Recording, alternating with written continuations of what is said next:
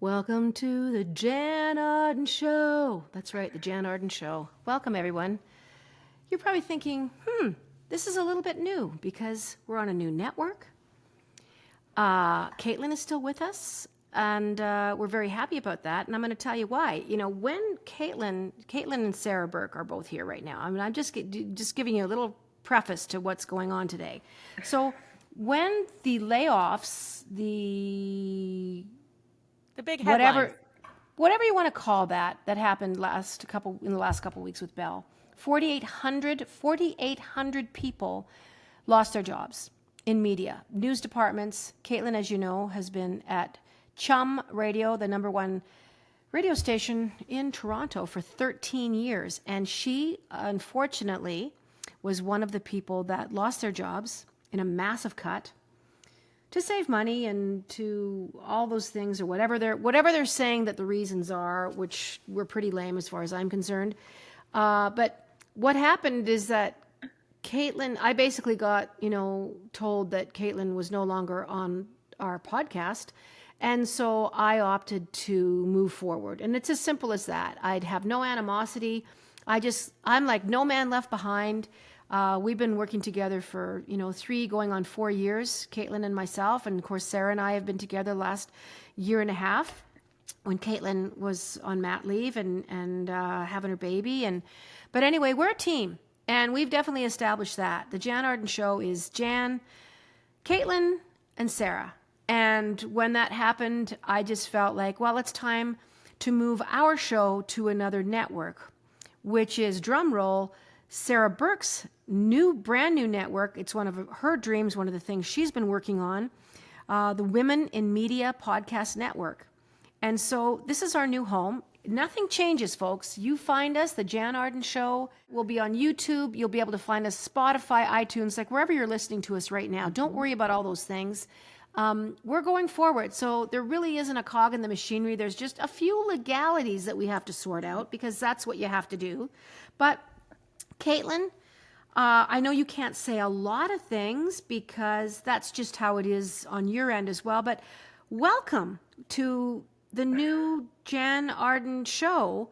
And this is an exciting time. And maybe you can speak to, kind of how you've been feeling and the emotions tied up with, all these years spent with some amazing people, Roger and Marilyn and Jamar and, a whole team of people, and so much good memories. And I'm sure it's quite heartbreaking for you to have been let go.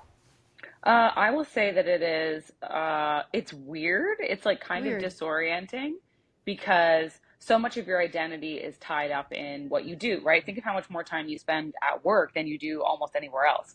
So that piece of it is odd. I will say, I feel really great. I've been through so much in the last few years of my life, and as a result of all that I've been through, I have built up, or added on to my own personal resilience.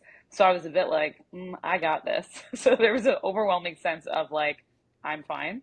And Did you see it also, coming? yes and no. Yes, generally, no specifically, but kind of. I wasn't overwhelmingly, I wasn't shocked, the way that I think some people may be when this happens. Yeah. But I've been on, I just got back from mat leave 6 months ago. I've been on a mat leave. I was on a grief leave before, after Sam died. So I have had space away from the identity of just being who I am at work as a result of my personal life. Beautiful. And so that has really made it so that I know who I am, with or without this job. And I know who my close friends and who my contacts are, and I know myself. So the one thing that's amazing, and I think about this in the context of just how many people lost their jobs. So 4,800 people, that's a lot of people. That's a lot of people. And most people get let go. And I've heard from them, most people get let go, and no one really validates them or the work that they did. No one really says anything to them. Maybe they go for drinks with a couple coworkers and they're like, oh, this is the worst. And, your partner or your friends say you were so good, they're idiots. Everyone tells you the reinforcement things, right? but I got to work in a public facing industry. And I have some of the kindest, most compassionate, intelligent, forthcoming, incredible listeners who all then immediately jump into action to support you, to leave comments, to DM you, to like Meredith Shaw posted a thing and then she said, girl, my DMs are flooded. Like she's like, she posted a nice message about me and wishing me well and all this stuff. And she's like, mine are exploding. Like, you know, you, Jan, you posted a supportive post. Marilyn posted a supportive post. Like Jay Michaels, who, you know, we might know in Toronto radio as Mad Dog, he posted stuff. Like John Moore texted me, like, you know, the overwhelming support. I don't think that that's there for necessarily everyone who was let go the same day as me. So might not happen in the dental office. Might not, exactly. I don't know that it happened in the marketing department. So like that isn't lost on me. So I will say, like, and I'm not saying this just to be like, I'm not trying to be toxically positive at all. I'm not like that as a person. It's I think gratitude. I really am just like you're grateful. Not that positive. You're not that positive, I know. really. Guys, I'm not. I'm mostly cynical, but like I'm really positive about the next step. I'm really excited about the next steps, and I'm just so thankful for the listeners and my coworkers and my colleagues and my friends in the industry and the experience. Like I never went to school for radio. This was a happy accident for a career. I didn't work in small markets and then work my way to the big market. Like I started on this show. So yeah, so like that is like, I'm a bit of a unicorn in that sense when it comes to the radio world. So like, I'm happy for it. I love being on the air. I love talking to people. Maybe just to save my marriage so that Kyle doesn't like divorce me because I'll talk his ear off without it. Like, I will not stop doing this. Like if that means I'm just doing it on social or on podcasting or I go to another station or who knows what will happen. But like, I love the world we live in now where I can immediately hop on a podcast, go to social media. Like the way that it goes when you get laid off is like, you're done. You don't come back for a week. Like you have to give 2 weeks notice, but you sure don't get it. So it's like, a lot of people are like, oh, we never got to hear your final show or say goodbye. But the great thing is like, that's just you controlling your narrative right now. And like, that's just the way it goes. Like, it's not personal, it's business. Like, you know, you can't, like, I don't worry about it. And now I get to go say goodbye on my own platforms and with you guys. And like, it's kind of all good. Like, it's kind of all good. And you can't personalize those kinds of unilateral layoffs. You cannot personalize that someone has singled you out. You literally come up in some kind of a program, you know, when they're literally crunching numbers and stuff like that. No, but I mean, it's not like there's anybody vilifying Caitlin Green or doing. I really believe that.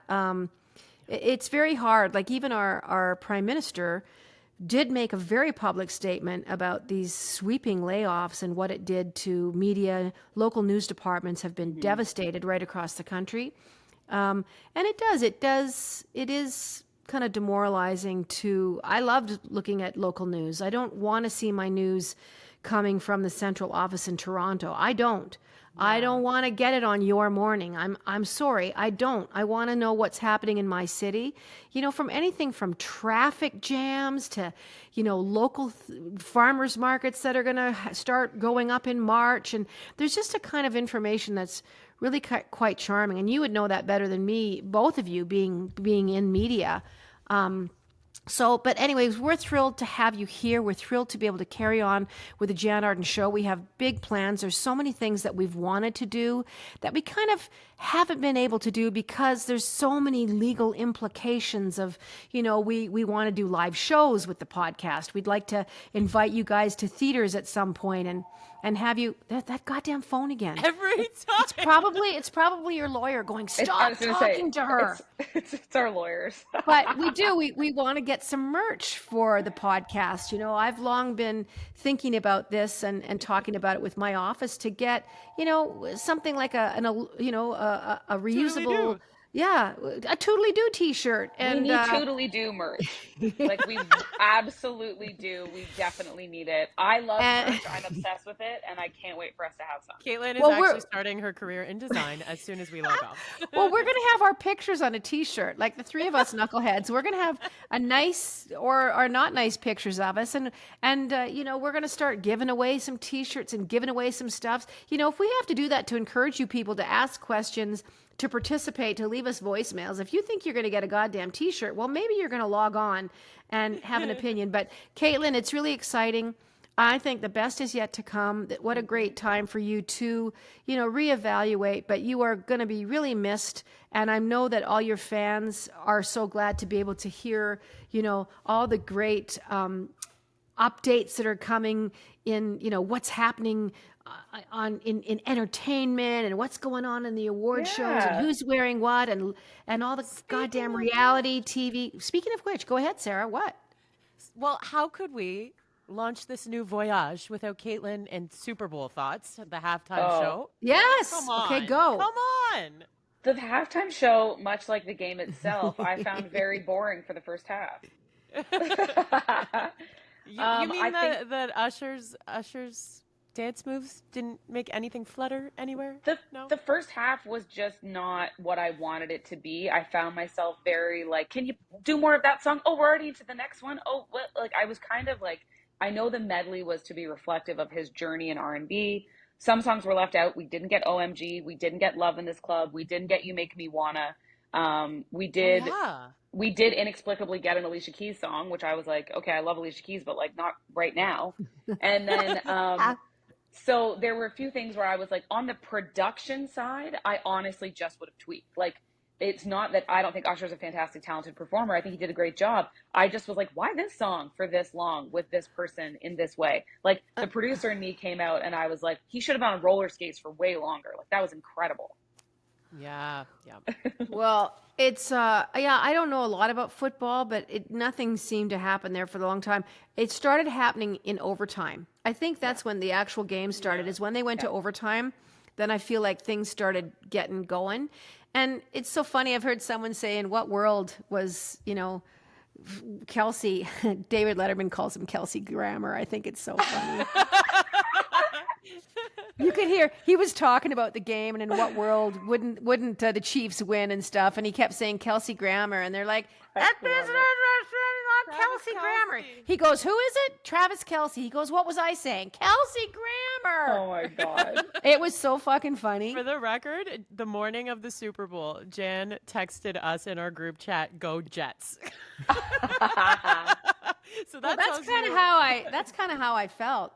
But now, I don't know, maybe, Caitlin, you know this. Do performers get paid for the Super Bowl performance? No. They don't. So when did that start? Because back in the day, they did get a fee, but now they consider it, they undertake production, they undertake expenses of the artists, like flying in, flying out, that kinds of things. But I actually Huh? think the artists pay for their own production fees, if I'm not mistaken. Oh shit, really? I actually do, and I think it's this. Yeah, I do think. I don't know why I think that. So they got to pay everyone that's dancing on the field? Like what? I think that they do. I think, and I mean, when I say artist, I think it might be ultimately their label, perhaps, or whatever. Just it's not like, I don't know that the NFL does this, but or maybe it's Pepsi, because isn't it sponsored by Pepsi? Anyways, all to say that. Okay, I got it. Okay, Sarah, yes. The NFL covers travel expenses and parking. Thanks. But other than that, travel and production costs, all of the performers singing at the Super Bowl are singing for free. Yeah.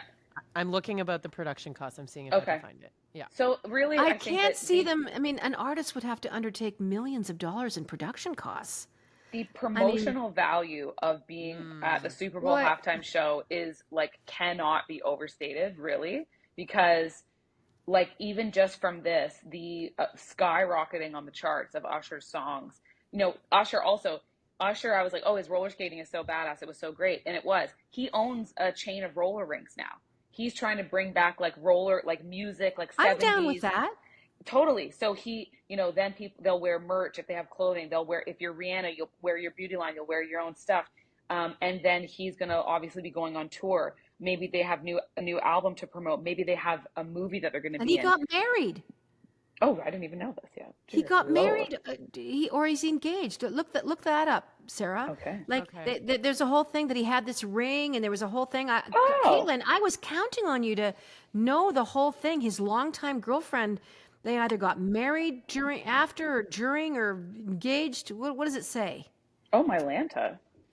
Usher engaged. Let's see. Let's see. Usher married his girlfriend right before his Super Bowl performance, Jen Gochiochi. Gochiochi. Yeah, Gochiochi. right before. Isn't that nice? That's That's pretty pretty nice. cool. She's Well, gorgeous. I mean, that was a foregone conclusion. They started dating and got engaged in February 2007. And they have two Oh children wow, together. long time. Okay. Oh, so she's been there. Yeah. She's been through some things. Okay, well, very good. Yeah. Truthfully, I don't like honestly, Usher has been very off the pop culture radar until this moment. Like really, for a long Yeah. time. He's had his amazing shows in Vegas. Reviews have been great, but that's Yeah. kind of been his bag. And Yeah. so this was really like I think a celebration of the longevity of his career, how many hits he had, how impactful he was. The first concert I ever went to go see was Janet Jackson's Velvet Rope Tour, and Usher was her opener. Oh, And wow. this was when he had just released My Way. And I'll tell you, chairs on a stage have never seen so much action in their life. I mean, those chairs left the stage pregnant, either care of Oh my Usher, goodness. Usher or Janet. Like they were well used. I'll say I that. will say the sense memory of Usher's songs, like when I was in high school, like hearing even the little snippet of them, I was like, oh my God, I'm suddenly thinking about my ex-boyfriend and I like know. feeling very odd. Like, I'm smelling like music taffy is for men. Yeah. Music it causes a visceral, yeah. like a physical reaction in people, whether they, it brings back memories instantly of high school. I can hear things from Bob Seager, and I am standing in the field with my hair braided down the back of my head with a stubby Lethbridge Pilsner beer bottle in my hand, and somebody's truck doors are open and there's a bonfire going. We all smelled like we'd been fighting forest fires for 6 months when we got home from these parties. And to this day, I will never, ever not travel back in time to that memory of standing there and having your whole life in front of you and feeling like, oh, I'm not going to make out with anybody again at this party, like no boys like me, and looking at people off in the trees, like kissing away. And I just remember that feeling of standing there going, oh gosh. 7 Minutes in Heaven, I guess, in your childhood was a little different than ours. There was no closet; it was just a bush. Yeah, we were just out in the trees, but it was so much fun. I don't think we realized how carefree we were and what a different world we were heading into. But yeah, I totally get that, Sarah. Wait, what was your music. Bob Seger song? The Bob Seger song was he was singing it with Sheena Easton. Oh. And but there was like there's just anything by Bob Seger. No, honest to God, it was we've got tonight. Sheena Easton. We've got tonight. Who needs tomorrow? What is it? Why don't we stay? I love Bob Seger. I friggin' love him. I discovered him during the pandemic lockdowns. What? And yes, I never grew up listening to Bob Seger, but I don't know why I got into, like many people, a nostalgia kick of like, wanting my playlist to harken back to a simpler time when I wasn't stuck indoors. And so I started getting suggestions on all my playlists, and it started suggesting Bob Seger, and my husband grew up listening to Bob Seger. And I'll tell you now, my memory of Bob Seger is the lockdowns. And so I love Fire Lake, but Ramblin' Gamblin' Man, I'll tell you, if I ever had to escape the police, I would do it with that song on. Like, very specific. That song is so good, and like Night Moves, and anyways, I love Bob Seger. I would see him if he went on tour. Night Moves. Well, the thing about having a career like that with Bob Seger, Bob Seger, for some reason, was like kind of like a thumb with eyes. I say that with love in my heart. You've heard me say that before. He could have walked through a Walmart on a busy Saturday afternoon and no one would have known who he was. Oh, I know. He didn't have one of those phases where you're like, Tina, that's Bob Seger. Tina, look. Like he could just walk through because he looked like everybody. He had the black beard. Maybe someone would have said, Tina, there's the guy from Alabama. Like he just didn't. You would never know him now. The guy is alive and well. Yeah. My only other Bob Seger tale that I have is he worked with Bob Rock. And this is a true story, he apparently has a lazy boy chair that travels in an anvil huge case, a huge case. The case lifts off, like 3 guys lift it off, and it's a chair that he sings in. So imagine him singing Fire Lake, sitting in a lazy boy chair with a mic on a boom stand, and that's the chair that he sings in when he records his records. I kid you not. I could not That's love not good this. for the diaphragm. I love him, and I could not love this song, this song. I could not love that story more. It's so perfect and apropos. If you look at him on his album cover art, that is a man who records in a lazy boy. I mean, that it is like so on brand for him. He just needs to be sitting there and doing his thing. But Love it. Beyonce, Okay. Yeah. guys. Oh, We Beyonce. gotta talk Beyonce. I know Caitlin had lots of thoughts on this. Yeah. So how awesome to just drop a little secret announce via Super Bowl commercials. What were your thoughts on that? Well, because Jay-Z's the music director of the Super Bowl now, like that with the NFL, like he's in charge of their like music partnerships. So it did not surprise me. I thought something was coming. I figured when we saw her at the Grammys and she was very cowgirl chic, like it was a very intentional, almost music video look for her. I was like, oh, she's doing something with Houston because she's from Houston. So I was like, yeah, so this is that, like this, her new music is going to be very of that, like in that vein. Exciting that she worked with a bunch of Canadian producers. I think Bulow is one of the producers on her new song. Bulow. Yeah. There's 2, and I forget the last one, but yeah, three Canadian writers on the song. It's so cool. I feel like her and Taylor are ruling the world right now. They are. Yes. They are. Yes. I also like did you guys see the album art or the cover art, like for the song? Oh, it's hot. It's hot. Yeah. I was like, that is the world's smallest heart. Yeah. Jan, do you know the heart we're talking about? No. It's covering her little lady area. Her ding ding. I don't think. Well, that might not be nice for us to say that Beyonce has a ding ding, but you know what we're saying. Yeah. It was a little. Well, heart cut listen, out she in front of obviously her okay. lady. Well, I would actually need a human heart, like plunked in front of me, that was taken off of a cadaver. Well, So, cadaver. you know, cadaver. Cadaver. Yeah. Cadaver. One cadaver. thing I've really enjoyed over the last like 2 days is like hearing friends who work in country music, like the debates. People are pissed. Like, is this country? The debate is this country music, and everyone's like, she's from Houston and she belongs there too. And also, when Lil Nas X did Old Town Road, everyone was like, this isn't right. Like, he's a hip hop artist. Go back and look up the history of black cowboys in the U.S. Like, there is a ton of them. It's just not like what They started the genre. Yeah, like this is the whole, so I feel like there is room for everybody, and Beyonce is Beyonce, and if she wants to do country, she's going to kill it at that. Our genre's starting to get kind of tired anyway and a little bit frayed at the edges. Yeah, I mean, yeah, when absolutely. I look at, I have 15 albums on streaming devices. Depending on what cut you look at, I've seen country, alternative, independent, adult contemporary, to pop. I've seen everything. They've called some of my stuff country, and I'm not the one putting the labels on me.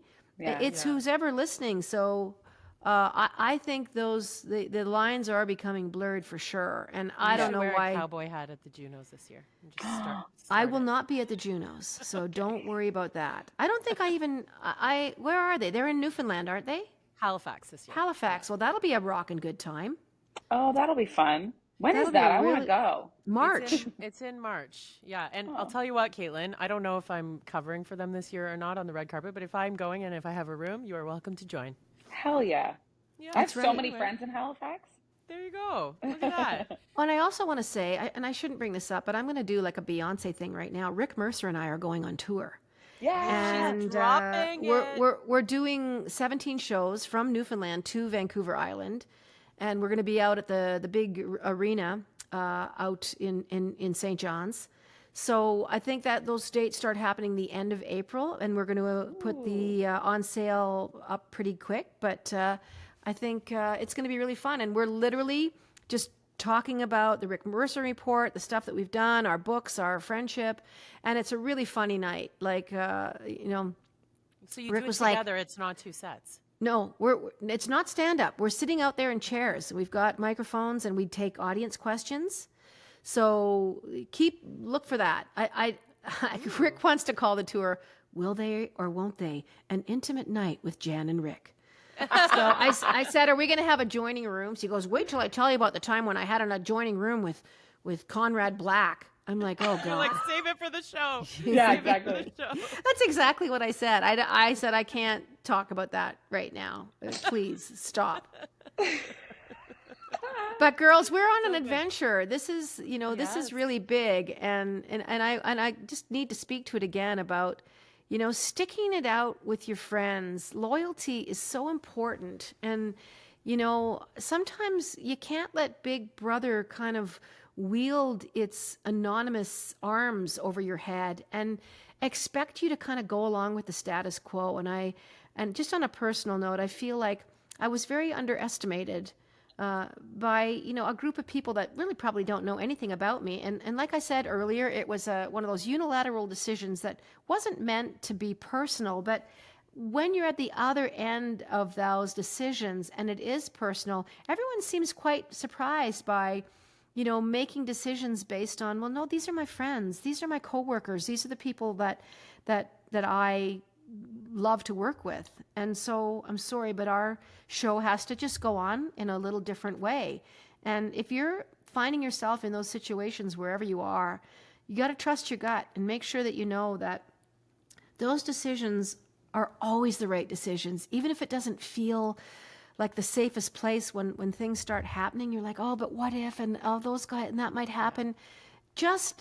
It's human connections and the people in your life that's what makes up our lives. That's what makes it. It's not an invisible corporation. Go ahead, Sarah. Do you know that you showed more leadership in this decision that you've made than any leader I've ever worked for before? I just have to say. Oh, well, thank you. It's too bad that I have to let you go. No, thank you. You know what I mean? But thank you, Sarah. It's an easy decision. And I'll tell you what, it's a heck of a lot easier when you're 61. Well, but also like, It is. It is for sure, but I think, our listeners already know this, but like, let me give a resounding confirmation that, like, as the kids would say, Jann is a real one, like truly the real deal. And so you're not like putting on any front, like ever actually, and you're willing to stand up for what you believe in. And it just shines through all the time. It's damn near inspiring. So, I mean, people love it. I'm gonna cry. Sorry, I know without even having to take a beat that both of you would do the same thing for me. You would not leave me behind. If it was your show, Sarah, if it was your show, Caitlin, and this is our show. This is definitely our show. Yes, my name's on it for all intents and purposes rather, but you would do it for me. So it's an easy decision. I'm so grateful to be a little further ahead of you guys years wise, because I am the crone in the trees with the stick, and I will not be I won't be bullied, even if it's in a general kind of underhanded passive aggressive sense, because it is bullying. And I do want to inspire other people. It was an easy decision to make, and we're going to have a lot of fun, and the best things are yet to come. I think, Caitlin, you spoke to this a couple days ago when we had lunch together right after it happened. Well, that was like crazy good seconds timing. later, like Caitlin's like, I'm actually going to meet you at lunch with Marilyn and Chris. I'll be there. And I'm like, what is going on? Because my mind was reeling. And we had lovely pasta. Like, as I said, I truly am good. So, I mean, yeah, but I mean, it was a shocking thing. It was, when you got your cardboard box and you're walking out of your space after over a decade, but you were just like, there's so many opportunities presenting themselves. I need time to think about this, but there's, my son and my husband, how wonderful is that?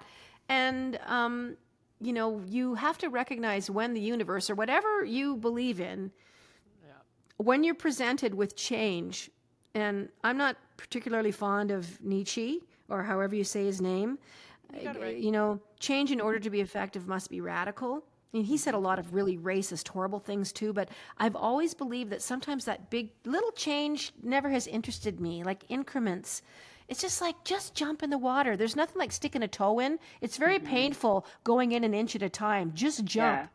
Yeah. Yeah. And I And think, Call it the so, cold plunge.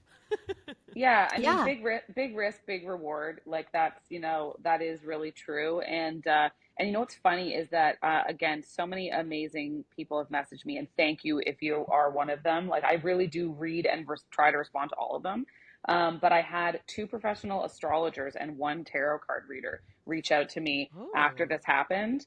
And they both were like, oh, this is supposed to happen. This is the best thing. This is like just all these amazing, encouraging, validating things. And because you question a lot, you're processing it.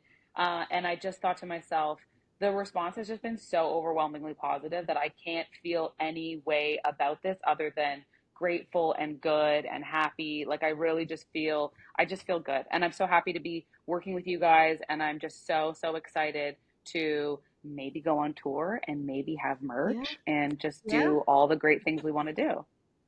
Well, exactly. We just want to involve the listeners so much more. And we just have so much more freedom, as far as, if there's folks out there that are thinking about, advertising with us or sponsoring this show, I think the sky's the limit. And there's so many opportunities. And I think we're going to have so much fun with our ad partners, just catering to, what kind of voice that they want, because they know our show. They know what they're getting with us.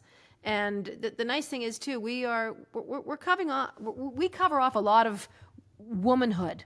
We are talking multi-generational here. Like Love it. I love listening to. I mean, Sarah's the only one dating in this trio. So I'm dating myself right now, for the record.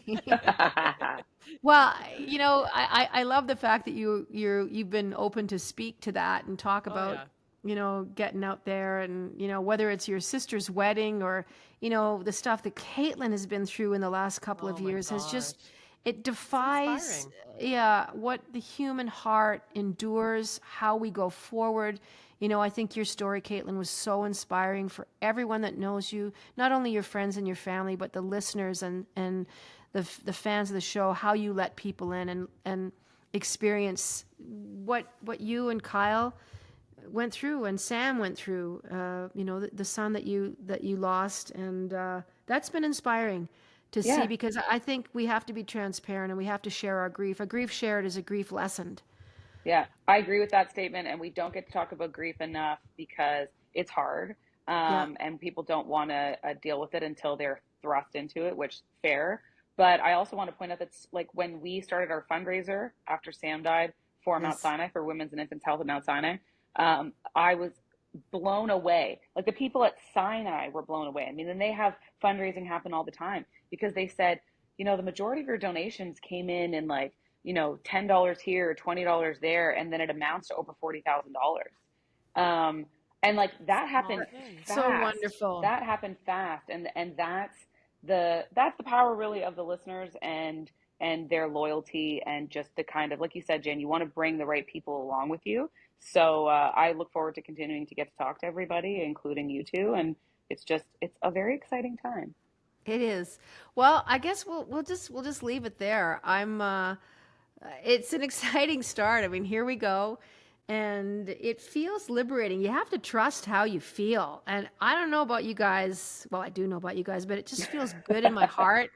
It feels very freeing, and we've got the greatest listeners out there, and these are things that are.